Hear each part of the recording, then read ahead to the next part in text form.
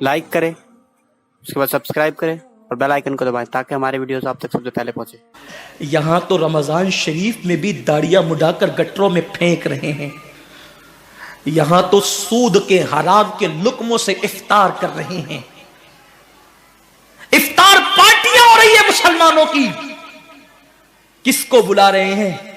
जिनके पेट नहीं बल्कि उनका हलक भी भरा हुआ है। इफ्तार पार्टियों में मधु उनको किया जा रहा है जिनके हलक भी भरे हुए और जो रोजे से नहीं है। और जो भिवंडी के मुजाफात में, मालेगांव के मुजाफात में, बंबई के मुजाफात में जो रोजेदार बच्चियां अपनी मां से इफ्तार के वक्त कह रही है, मां खजूर भी आज हमारे घर ना आ सकी, इफ्तार का इंतजाम तो कर, उनके लिए कोई नहीं सोचता। ये मुसलमानों की इफ्तार पार्टियां, ये मुसलमानों का अंदाज है इफ्तार कराने का। जिनके रोजे नहीं उनके लिए दस्तरखान बिछाए जा रहे हैं, और जो पानी पे इफ्तार कर रहे हैं, खजूर खा करके जो इफ्तार कर रहे हैं, उनका किसको ख्याल है? मेरे आका फरमाते हैं ये रमजान शरीफ गरीबों के साथ गम गुसारी का महीना है, गरीबों की गमखारी का महीना है।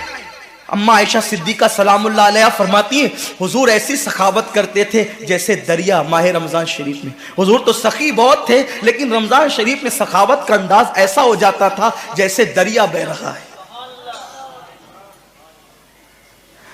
पड़ोस में बच्चियां भूखी तरस रही है, जिनके यहां सहरी का इंतजाम नहीं, और हम सहरी के बाद खाने को घर के आंगन में फेंक रहे हैं। क्या अंदाज है? और फिर कहते हैं कि हम तबाह क्यों हो रहे हैं। अब तो मुसलमान काफिरों को इफ्तार कराते हैं। ये गैरत ईमानी है लोगों की, काफिरों के साथ इफ्तार पार्टियां हो रही। अल्लाह से डरो मुसलमानों, अल्लाह से डरो, रब का कुछ खौफ करो। अगर तुमने हलक तक खाने वालों को खिलाया और उन गरीबों को सिसकियां लेने पे छोड़ दिया, तो कयामत के दिन कहीं ऐसा ना हो कि तुम्हारे रोजे तुम्हारे मुंह पे मार दिए जाएं।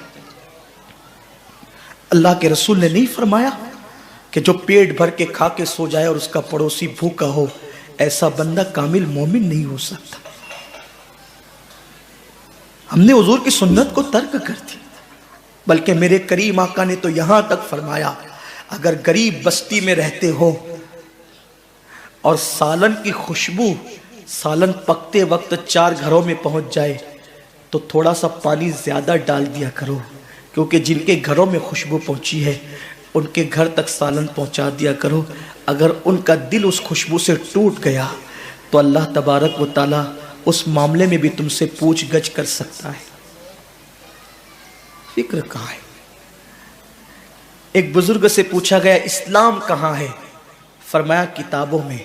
मुसलमान कहां है? तो कहा कब्रों में। इस्लाम किताबों में और मुसलमान कब्रों में।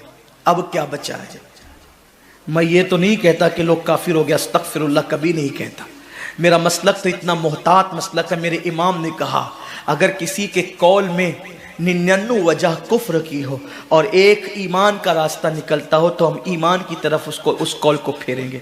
हमारा मजहब मसलक ये है।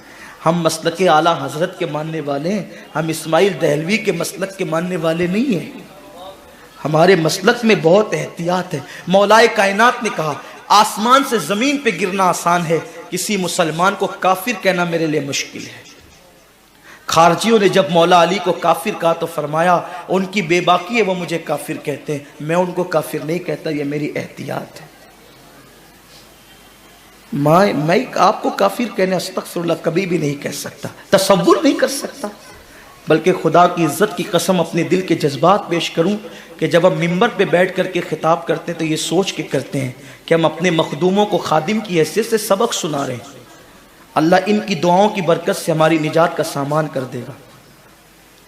हमारा तसव्वुर ये होता है, हम इस तसव्वुर के साथ आपके पास बैठते हैं और आते हैं।